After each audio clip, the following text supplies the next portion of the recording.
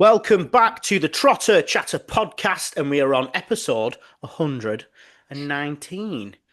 Like the pod, hit follow or favourite on your app on YouTube. Subscribe, give us a thumbs up, and ring that bell. Ding, Your ding, ding. support keeps us going and brings you more episodes every week. See, we're starting to bring you more episodes because you're dinging that bell. Quick nod to our lovely sponsors, Triple Hire. The nights are drawing in. But don't worry, Triple I have got you covered. From sight lights to floodlights, our full lighting range is now available to hire. Perfect for keeping your projects running safely and efficiently through the darker evenings. Clocks will be going back soon. Oof. I've put Theatin on. Shut up. How are you, Ben, anyway? All right, thanks, mate. Not too bad. Just cracking on. Had a lovely weekend last week. So What did you do again now? I can't keep up with these I weekends. went to the football, Ryan. Oh, of course, you was at my home, weren't you? We watched most of Phoenix Nights. We can finish the rest though next week. Deal. You got me. We had a wholesome time, didn't we? Got a kebab in, Oof. and watched. But after a great win, that's what more can you ask for? I went to a trampoline park on Sunday as well, which is, as a grown adult, trampolines are the most exhausting thing you can ever do. Threw up all Apart your from kebab. going under desks at work and trying to fix cables. They're the two most exhausting things you can do as an adult. Jordan, how are you? Good. That's pretty quiet spell at the moment before next week where it all starts to kick off. Football Saturday, and I went to the trampoline party with you, which was hell. We were the dads, weren't we? I feel like I've missed out here. One kid did leg drop another kid on the head.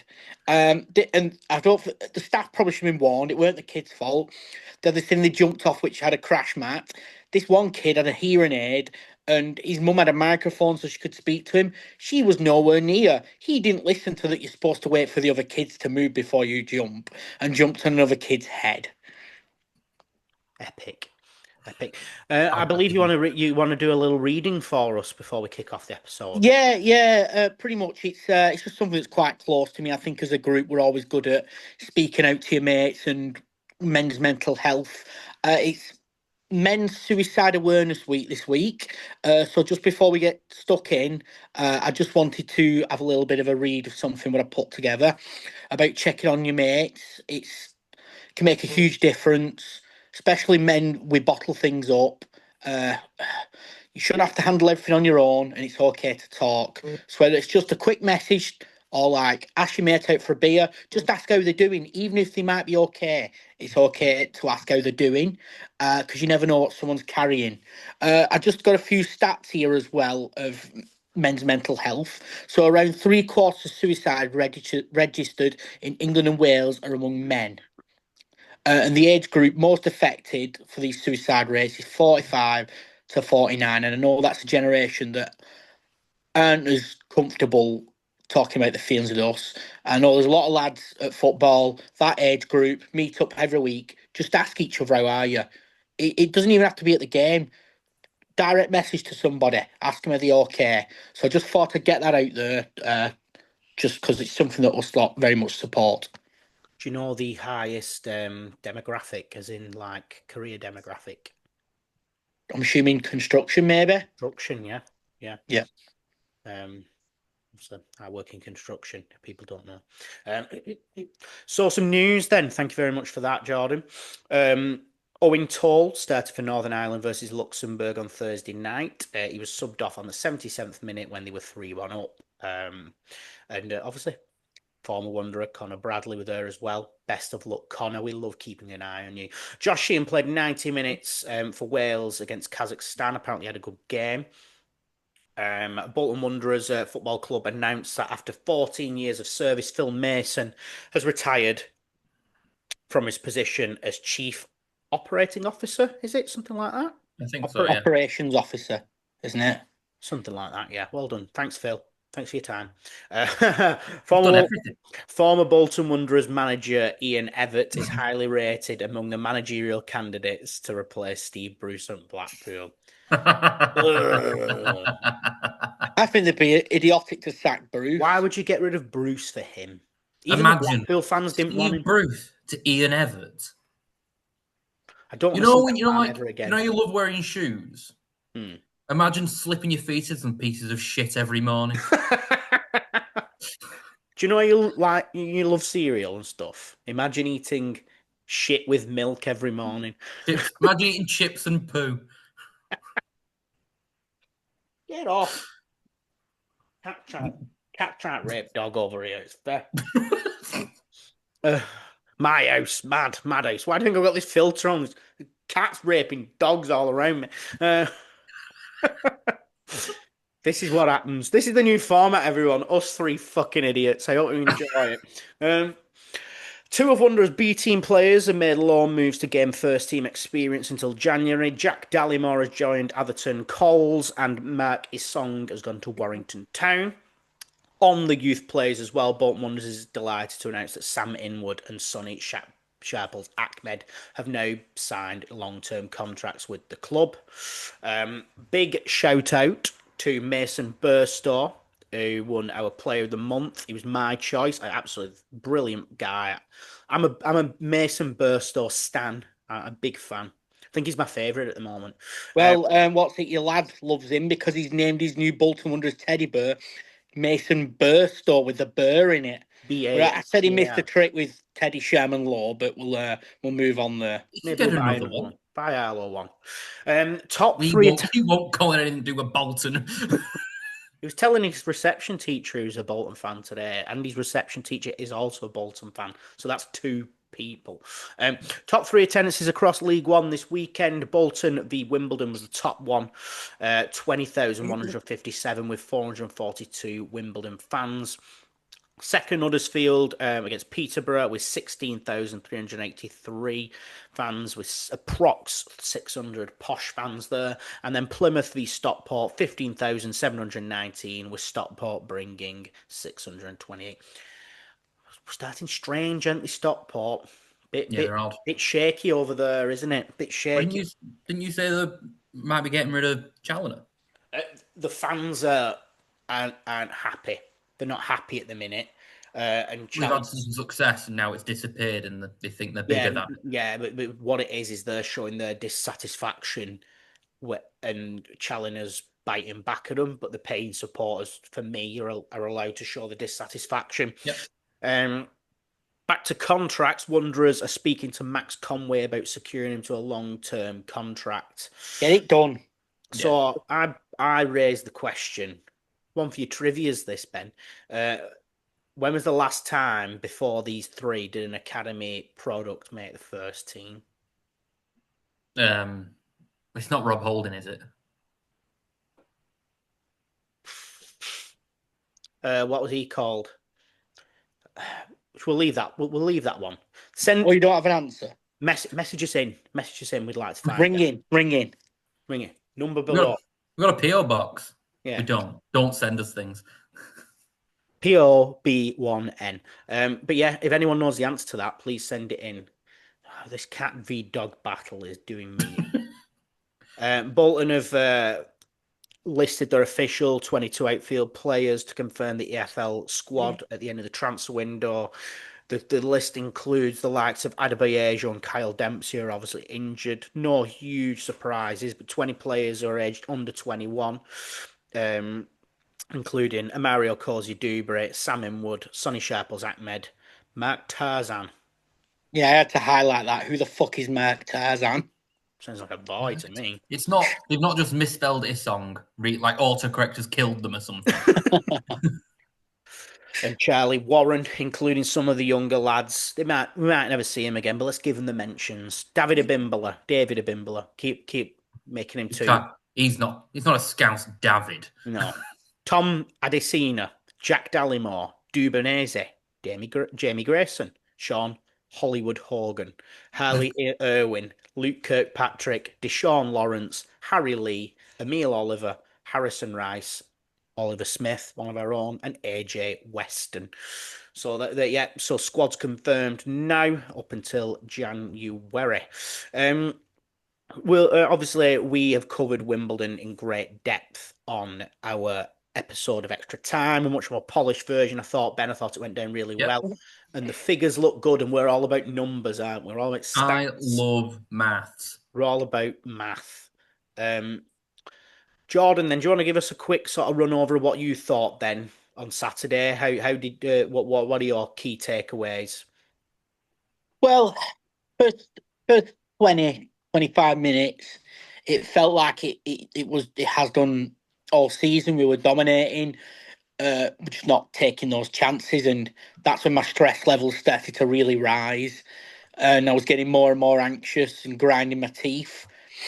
But as soon as we got that goal, and there was no looking back then, and we were playing sailing, I was happy, and I think that's kind of the model for this season. Start taking our chances and we can beat anybody, I think, with the amount of chances we're creating. Yeah, so yeah, we ended a sequence of 4 consecutive league draws, highest scoreline for Steven Schumacher. Players like Morley, Gale looking good. 2 red cards, what more can you ask for? Conway looked great. Obviously, Joel Randall was a bit of a polarising one. But overall, yeah, really impressed, and I appreciate they did play with 10 men, but I think we handled the game very well, and it's something we can definitely build on. Shuey after the game said that's what we were missing last year, a number 9 who could score tap-ins. I just hope his injury is not serious. We'll come on to his injury shortly.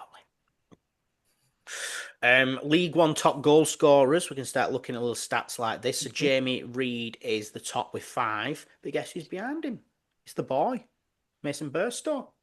He is drawn with 4 goals, along with Collins from Lincoln, Stevens from Wimbledon, Swan from Bradford, Keeler Dunn from Barnsley, and Bailey from Doncaster. Keeler Dunn has had a great calendar year as well. Keep an eye out for that Will Swan as well. I think he's going to do bits this season. Aaron Collins won't be. Team of the week as well. It was nice to see some names in there. So Sharman Lowe got in there. I think, was he the only player to not concede a goal or something? Because I'm not sure why he really made the cut. I mean, he made a save. Maybe, yeah, I suppose so.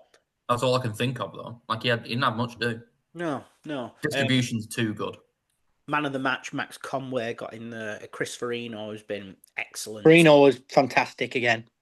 2 games in that week, and he was excellent on both of them. Then it was Connor Hall from Port Vale at centre-back, along with Sorensen from Huddersfield. Gibson of Doncaster on the left. Joel Randall confused me a bit.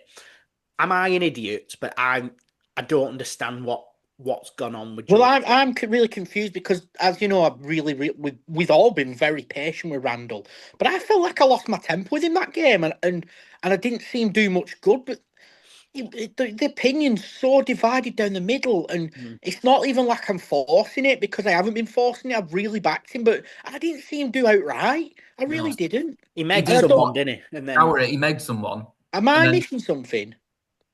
Well, if you are, we all are. Must have been a low quality week. Ibrahim from Plymouth in that centre in midfield, and then Kozia Dubre off the right. Up front, Tolaj on his debut for Plymouth. This guy could be a bit of a weapon for Plymouth. I think they finally found their striker. Yeah, he's a baller. Yeah, he looks good. Yeah, I mean, Plymouth looked great, didn't they? Let's be honest. I think took advantage. They might turn it on now. And Devante Cole makes his way back in from Port Vale. I didn't even know you were there. Well done, Devante. Bit of a League One stalwart these days. So anyway, the main reason for this episode is we are looking ahead. We're looking ahead to Leyton Orient versus Bolton. Do you know what we both have in common? Hotels on the ground. Oh no, I know what it is. Absolute losers in Wembley playoff finals. Absolute losers. Obviously, they lost to Charlton, didn't they? After a really good really poor start last year, but they built on it, and if they want to build on it, they can look at how they've done this year. Not great, but better than last year, when I don't think they won until 6 or 7 games in. They even Apparently, lost. the drubbing they got on the weekend wasn't a very good representation of how they played. Apparently, it was just the chances were taken, and they lost the game, but apparently they weren't that bad. They even lost to a bloody Ian Evatt Bolton, didn't they? And that was saying something. Even Exeter were bloody beating us at home at that. Oh, remember that game? Oh, Jesus. Why'd you have to do this? We're a bit over the hill now, aren't we, with that? So they didn't get drubbed. What game are you looking at them getting drubbed? Did they not get battered this weekend? No, they won No. 3-2 against Port Vale. Oh, it might have been the They other lost to weekend. Mansfield. And they beat Peterborough away 3-1. I think it's the Mansfield loss I'm thinking of. Who's not beating Peterborough though? They're looking I know. serious trouble, don't they? They lost at home to Northampton 30th of August. Before that, Mansfield beat them 4-1 at Mansfield. They beat Plymouth Argyle, who've had a really ropey start, 1-0, and then they drew to Stockport as well before that. So that's their last 6 games, bit all over the place. Played 6 games with a record of 3 wins, 1 draw, and 3 losses, accumulating 10 points so far. So better than last year, I suppose they can. Yeah. Omar Beckles was on the EFL All Access talking about them, and he's now the chairman of the PFA now. Congratulations, Omar. Sorry. So we've played Leyton Orient a total of 6 times since 2020. 4 wins to Bolton, 2 wins to Orient, and 0 draws. The notable home dominance for Orient, when you're talking about us pulling us out the trenches, we lost 4-0 to Leyton Orient back in October 2020. But most recent, we've done the double over them last season. There were very few teams that we took 6 points off. Yeah. So we've got 2-1 wins over them. It's the 3rd consecutive campaign in League One with Richie Wellings. I think you can both agree has been huge for them and seems to be the guy. I'm pretty sure he signed his son. He has signed his son on a short-term deal, and he's scoring goals. So he scored the other on the weekend scored the as winner, well. didn't he? He scored the winner. Apparently had him on trial over pre-season. He just kept scoring, and then they've got him on a short-term deal. But he looks good. There's no more motivation though than he's like, you don't perform, I'm kicking you out. I'm taking your Xbox off you. Off the pitch as well, David Gandler, a US businessman and co-founder of Fubo TV, completed a majority takeover. So that was at the beginning of this campaign. His 6-point vision includes a new stadium, improved training setup, improved academy investment, and a community outreach, all sustained for a promotion to the Championship. Everybody wants a new ground now, don't they? I mean, it's nice to keep these historic grounds, but they're just falling to pieces now, aren't they? And also, if you want to progress, you can't expand them. Look at Everton for an example. Goodison, such a historic stadium, but this new stadium, it's going to bring them so much, and there's a new expectation for them now. You can't hold on to nostalgia for too long, can you? When it becomes when it sort of holds. I'm sure it was the same when we moved to the Reebok.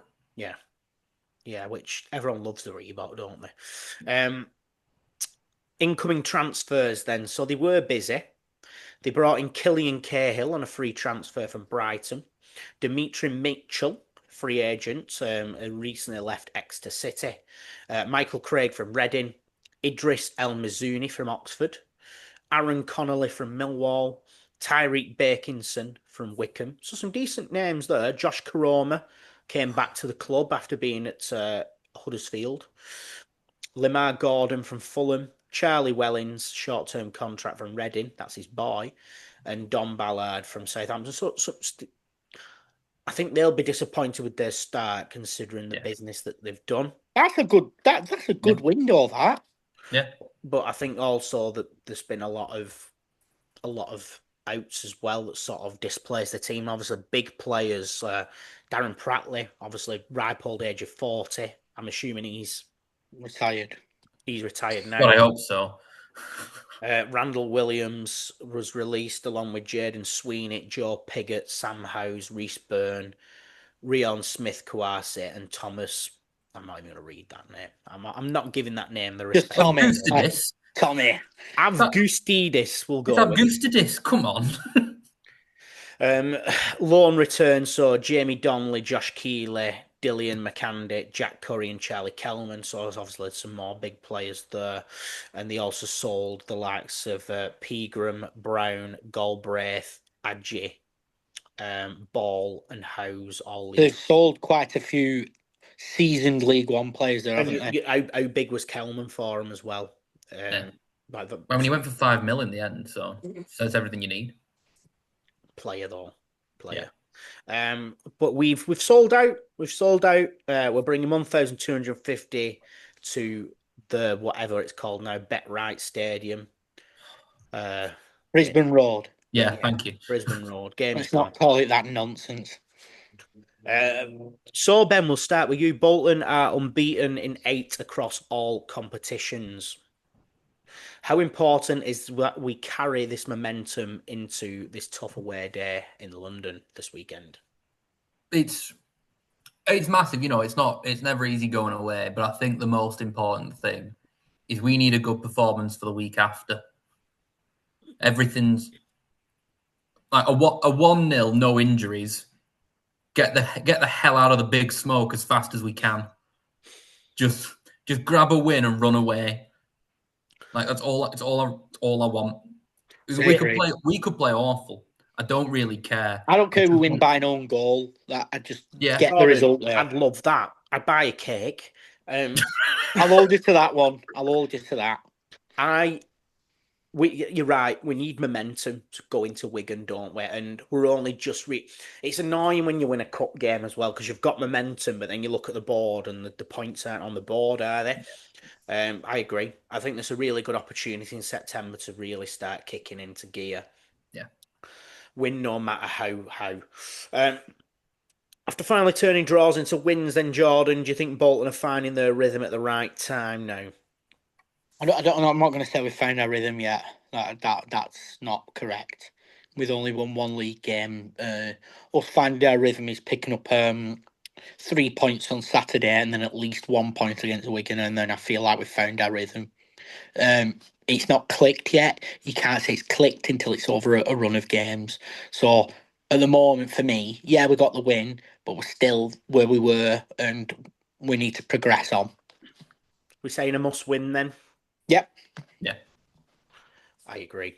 We're not far off that pack, and there are teams who are further up there. Who, let's be honest, we discussed it on Sunday, Ben. That are there for the taking. There are teams who are doing better than us, but they're conceding goals, a lot more goals. I mean, like everyone thought Stockport were going to be one of the teams that were leading the pack. No. And Blackpool. Yeah. And Luton. Orient, Ben, have shown they can be stubborn at home. What are you expecting from them on Saturday compared to sort of the open play we could produce against Wimbledon at the Reebok then? Yeah, I think from their perspective, the best sort of chance is to make it ugly. Like pretty much every game this season, we've had most of the possession. We've been having loads of shots. We've been in control. It's a real test for us if a team tries to be horrible with us, and see how we do then. Last season we crumble, but I think this season we're a lot more well prepared. Defense has been a lot better this season. Like Frino, like you said, last couple of games has been a monster. He's headed everything. Johnston's looked all right. There was that goal against Blackpool, but that can happen. I think having Conway there has been. I don't think I've ever seen a fullback that can defend better one-on-one playing for Bolton. Like he knows exactly where he needs to be. He knows exactly like the timing of his tackle is spot on. Well, I'm not saying that again. The timing of his tackle, I'm not sure.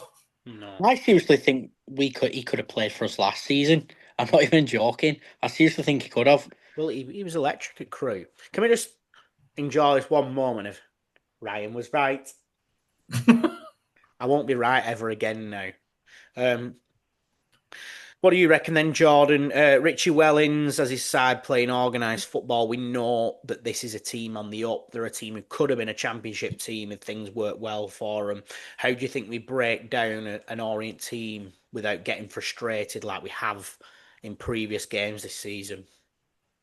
I think we need to play direct, get them crosses in to Burstow or Dolby, and just take our chances when they come about. We're beating them for quality man for man.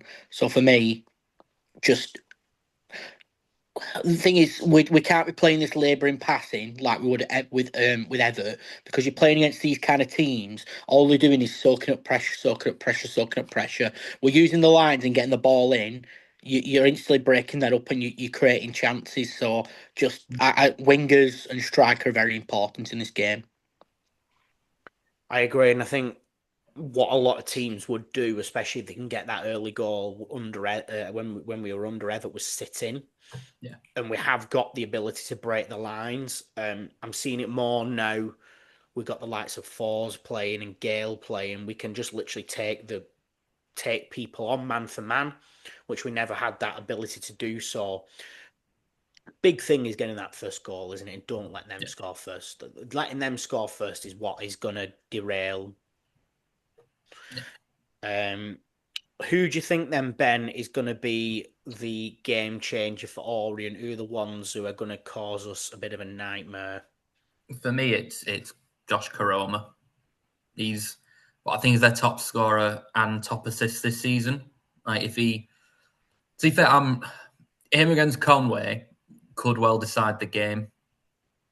If I've got faith in Conway that he can sort of lock him down, but I think that's gonna, if he's given the opportunity to get at our defense, that's going to be the big one for me. I've got faith in the centre backs that they can defend their striker, but Karoma's very good. He is. Made a dick out of us last year, didn't he? Yeah. Well, whenever it should have been sacked. I think they've got a really, really underrated front line. Like Aaron Connolly is a good player. Yeah. Sonny Perkins, who is still only very young, he's only 21. Like they've got a really, really tough.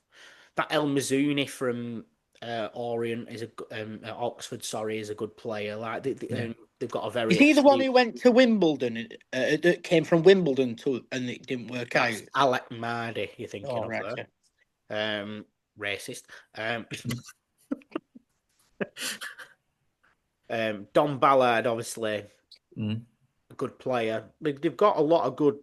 I mean, losing like Galbraith in midfield and losing Kelman is massive for them. But like Dan Happy, Omar Beckles, very comfortable at this level. They're not there to be sniffed at, and I think we'd be very stupid to underestimate this team because they are becoming a solid League One side who have ambition to be further up that other end. Good gaffer as well. That's it. He's good, but very intense man, but a very good gaffer. But there's been talk of obviously we're looking at things, Ben, like starting lineups and who should be in that team, and I think the fact we are struggling it is a good thing, really, to choose. Big stiff competition among the defenders, particularly involving Farino. How do you think this competition is influencing performances? And do you think we have got a set cohesion at back now? Like it's when you've got someone pushing you, knowing that if you got a bad game, someone's there immediately going to take your place. It can only improve your levels. Like, I honestly don't know. With Toll coming back, I honestly have no idea. I have no idea who he's going to play. Richie T as well can play centre back, can't he? Yeah, I think it's very clear he's not going to use him as a centre back option. But no, the options there. He played him as a centre back though. Yeah, but he's not going to put as a starting centre back. If Taylor starts, he's going to start as a full back. But it turns out he's got burning pace anyway, doesn't it? So he's big on having a left-footed, left-sided centre back. So if something happens to Johnston, then you could well see him there. Yeah. What foot's Forrester? Right, I think. Broken. Not Well, falling up the stairs again, has he's he? falling down, doesn't he? Bless him, off his stair lift. Uh, he has one of them baby gates now. After Eddie pushed him down. He keeps trying to climb over it. You're gonna hurt yourself, William.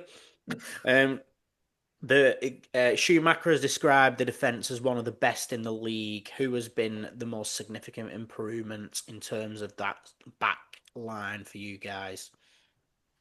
I'm not sure I could pinpoint it onto one person. I think it's as a unison, we just got better. There was never like a centre back. There was never that one that was specifically worse. Everyone was shit. So, do we think losing Santos has been good for us, or do you think yes, benefit? We've not lost him. We've got rid of him. We've cleared him out. And Gethin. Yeah, I think Jones wouldn't have been too bad as a right back. No, but I think the reasons of getting rid of him were correct. We needed to freshen, like Rico, he would have done a job in a back four, but I think it's right to get rid of these players and clear it out. I think they probably wanted a fresh start. Obviously Conway in terms of improvement, you can't, his trajectory is massive, isn't it? Farino started poorly, and I think he's the man. He's the man. He's playing how I thought he should be playing. And Johnston and Toll have been pulling out performances here and there. But I think backing up what you said, Ben, about you have one bad game, there's someone breathing down your neck, and if Taylor's doing that also, there's a lot of competition there. Yeah. Jordan, then for Leyton Orient, looking at the opposition, would you see them as having a consolidation season, or do you think they'll be up there? How do you see Leyton Orient getting on? I think they'll do all right. I think it was fortunate how they ended up in playoffs anyway. So I think they'll be up there, and I think they'll be wanting to do that. They were wanting to get playoffs, but I think they'll be happy with a top 8 finish. Yeah.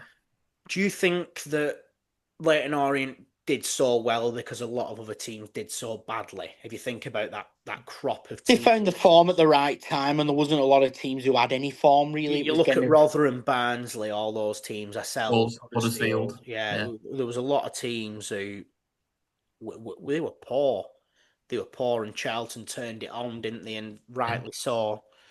They went up. We're currently 11-4 for promotion, under the Cardiff, Luton, and Huddersfield at the minute. So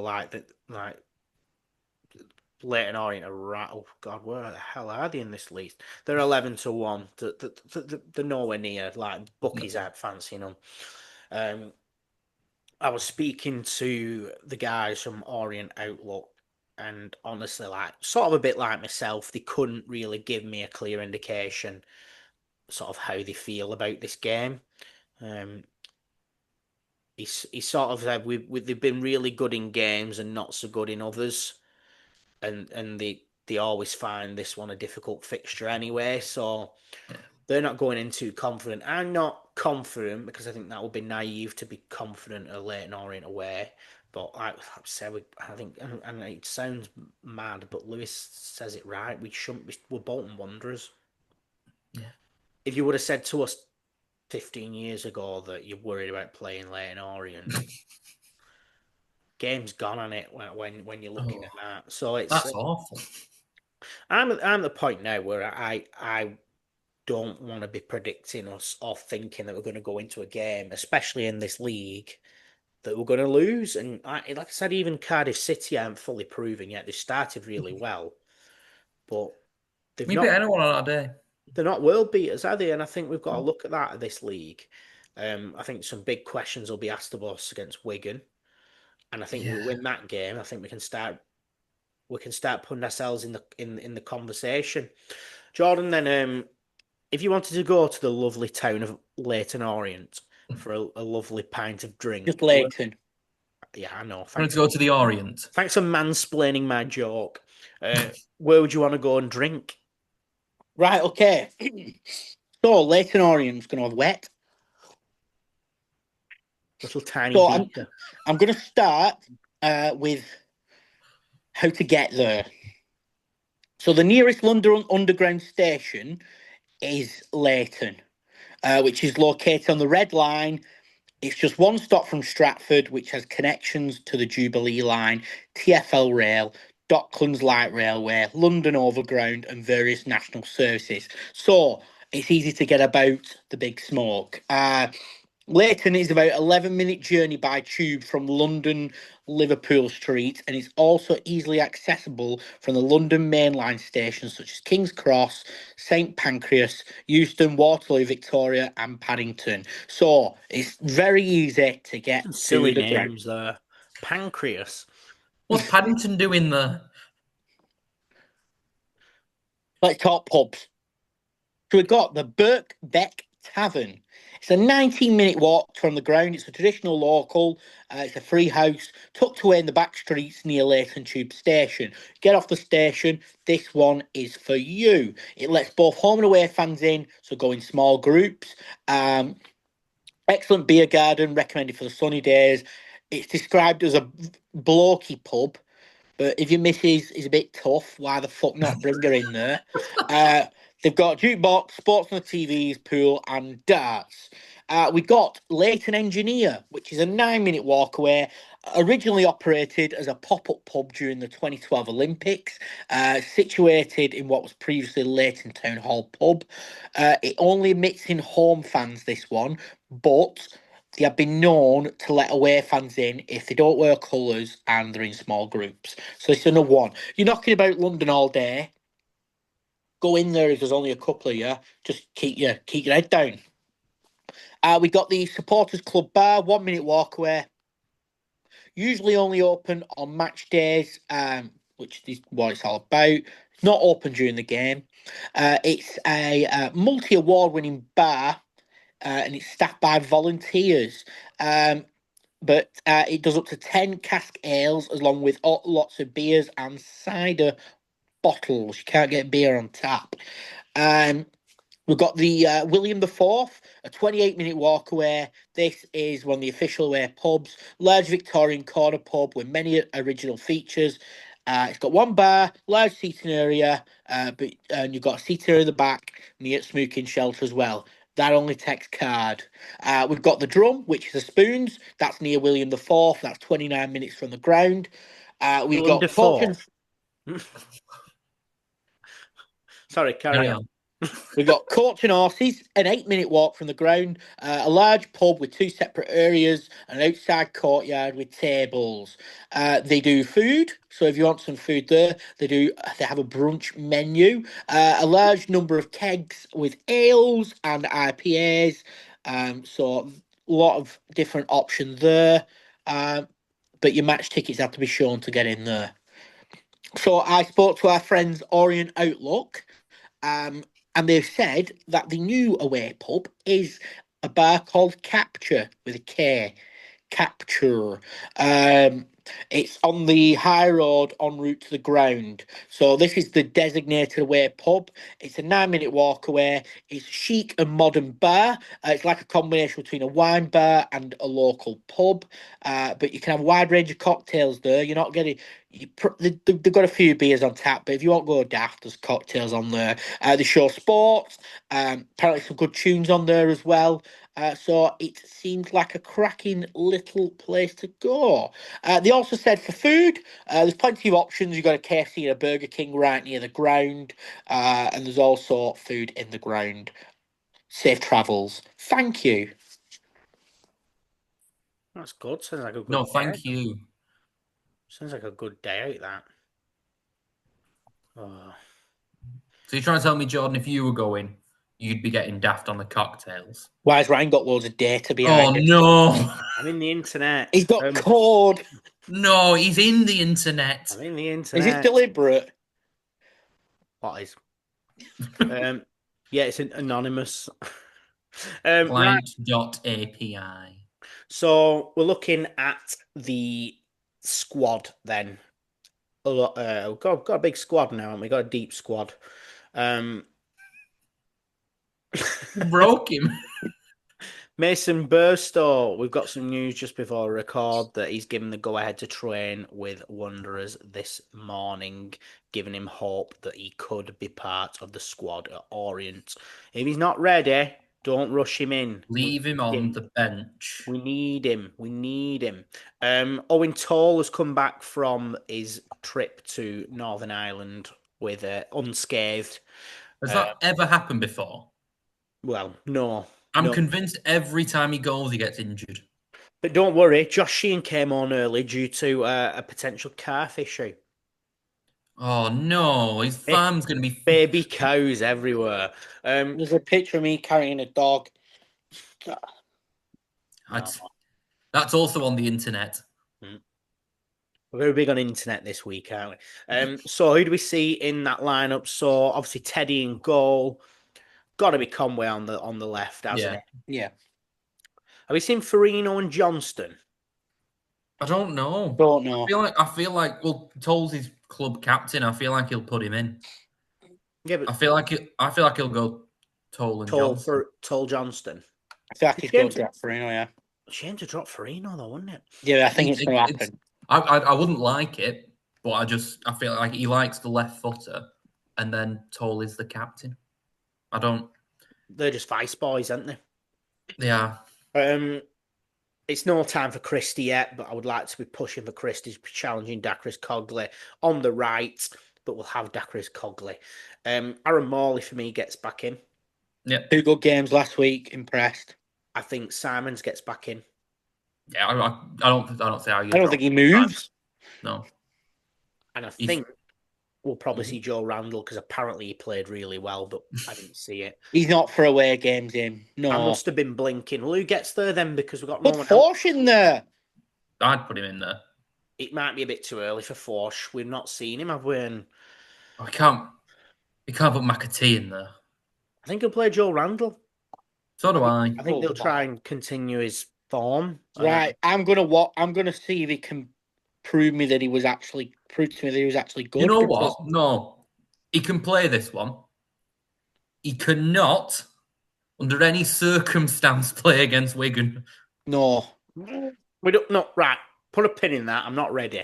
I'm not ready for that shit. They can do this one. I'm fine with it. Thierry Gale, Cozy Dewberry, Burstow is fit. If not, we'll play fours there, I think. Depending on how. Fours instead of Dolby at the top. No, it will be Dolby. Do you run a Bolton podcast? Or... Have you run a Bath? No, it will be Dolby, won't it? It won't be fours. We won't play fours through the middle, will we? No, what are you saying that for? I just don't see start fighting. I don't see fours getting in the starting lineup yet. Not yet.